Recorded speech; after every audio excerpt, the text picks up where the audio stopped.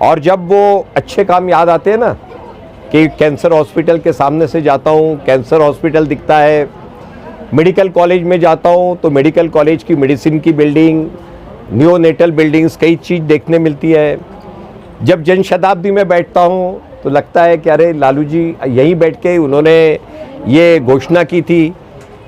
जब एयरपोर्ट के सामने से, औरंगाबाद एयरपोर्ट के सामने से जाता हूँ तो इतना सुंदर एयरपोर्ट बना और इसी जगह से हाजी भाई कई सालों तक हज के लिए जाते थे डायरेक्टली यहाँ से जद्दा, वो भी याद आता है। ऐसा है, आखिर में वो इस शहर के मेंबर ऑफ पार्लियामेंट है, हमने उनकी इज्जत करनी चाहिए। वही नहीं, और भी जो चुन के आए, यहाँ से जो चुन के आए, उन सब की हमने इज्जत करनी चाहिए।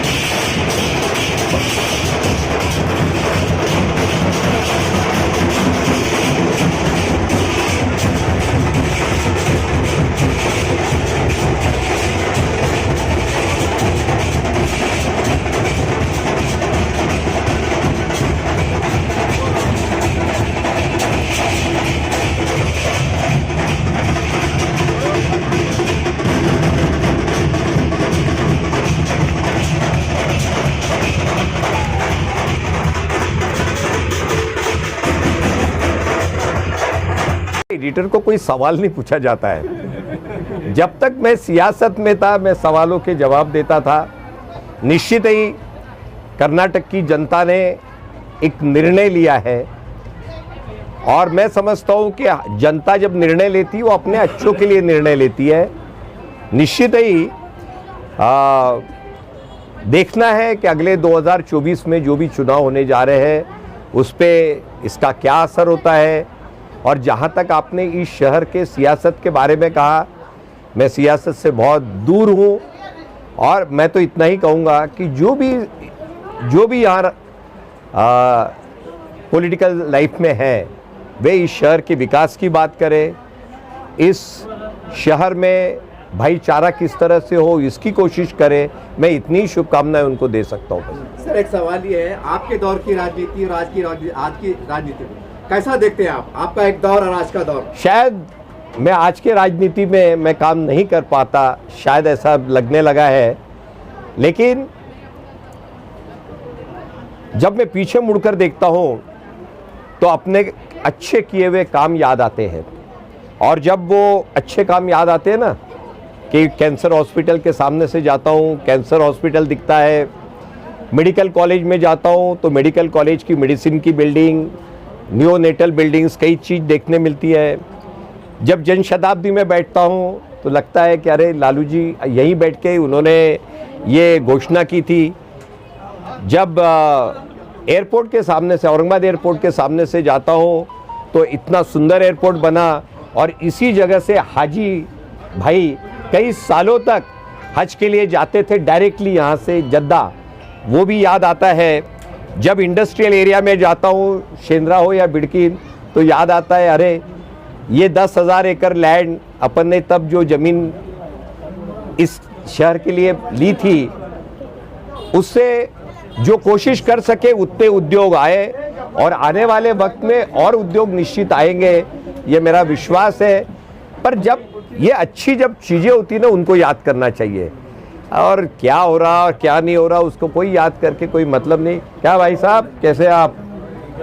चलो आज बड़ी खुशी हुई आप सबको मिल के। बाबूजी, लेकिन शहरियान की इच्छा है क्या आप सियासत में? ये है जी, खासदार इम्तियाज जलील जी ने जो अपने करियर की शुरुआत की थी वो लोकमत से की थी जी। और जब वो राजनीति में आए और चुनकर आने के बाद में उन्होंने कहा था कि बाबूजी मेरे गुरु हैं, मैं उनसे बहुत कुछ सीखना चाहता हूँ। तो अभी कुछ आप उनको कुछ टिप्स देना चाहते हैं?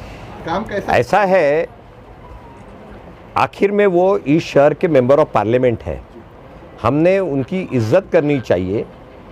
वही नहीं, और भी जो चुन के आए, यहाँ से जो चुन के आए, उन सब की हमने इज्जत करनी चाहिए। वो अपने हिसाब से अच्छा काम कर रहे हैं और जब यदि जो लगता है मुझे कि ये और काम करना चाहिए तो मैं निश्चित अधिकार के साथ उनको डायरेक्टली फ़ोन करके मैं बोल सकता हूँ मेरे इस शहर के सभी लोगों से अच्छे ताल्लुकात है। मैं फ़ोन उठाता हूँ, उनसे बात करता हूँ, और उतना तो कम से कम अच्छी चीज़ है कि जब आप सियासत में हो या ना हो, लेकिन प्यार से हम लोगों से बात कर सके, यही बहुत बड़ी चीज़ है आज। लेकिन आज मैं देख रहा हूँ कि पॉलिटिकल लाइफ में लोग एक दूसरे से दूर जा रहे हैं।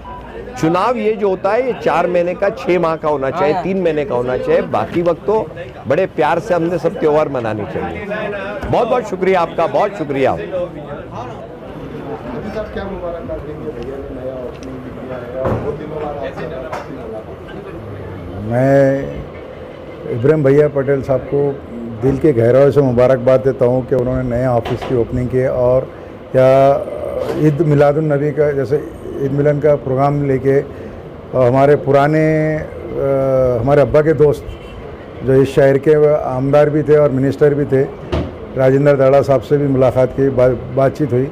और भैया का हमारा साले होने का नाता है, समधी का नाता है, हमारे मामू के साले होना एक नहीं 4 नाते हैं। और ये हमारा राजनीतिक दल अलग, ये हमारा फैमिली का मामला है।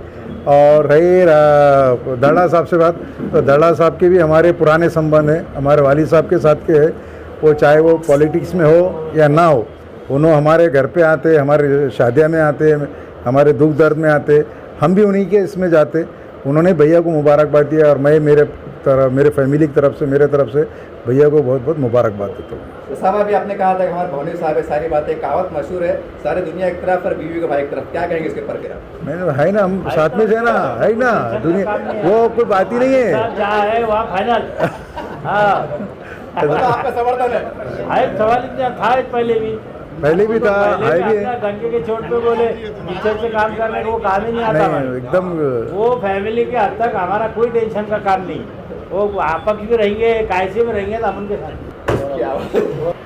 रमज़ान को 15-20 दिन हो गए, उसके बाद मेरे नया एक ऑफिस का उद्घाटन हुआ। ऑफिस पुराना ही है मेरा, मगर फिर से थोड़ा सा अपना उसको थोड़ा मल्लम पट्टी लगा के चमका दिए, कलर वलर करके। तो इसलिए हर साल मैं ईद मिलन का कार्यक्रम लेते हैं हम, और रोज़ा इफ्तारी का कार्यक्रम लेते। मगर इस साल माहौल ख़राब हो गया था शहर में, इसलिए हमारा इफ्तारी का प्रोग्राम नहीं हो सका। इसलिए राम मंदिर में हुआ था, और एकदम हम राम मंदिर के सामने हमेशा प्रोग्राम लेते। मगर ये साल हमने पोस्टपोन किए, और अभी हर साल की तरह ईद मिलन का कार्यक्रम हमने लिए। बाबूजी आए, उसके बाद हमारे इसाक हाजी साहब आए, हमारे शेरो हाजी साहब आए, निसार पटेल हाजी साहब पीरवाड़ी की समधी उन्होंने आए, और दूसरे हमारे शौकत पटेल, और हमारे क्या नाम है इनका अभी शाकिर खान, ये सभी महल्ले के लोग, तमाम हमारे पुराने सहकारी, नए सहकारी, सभी। यहाँ कोई पार्टी का और इसका देखो, ईद मिलन कार्यक्रम बोले तो इसमें सभी जाति धर्म के लोग रहते और सभी लोग रहते, यहाँ पार्टी का कोई संबंध नहीं रहता इसमें। इसलिए सभी लोग आए और ये कार्यक्रम लिए, और मैं सबका शुक्रिया अदा करता हूँ।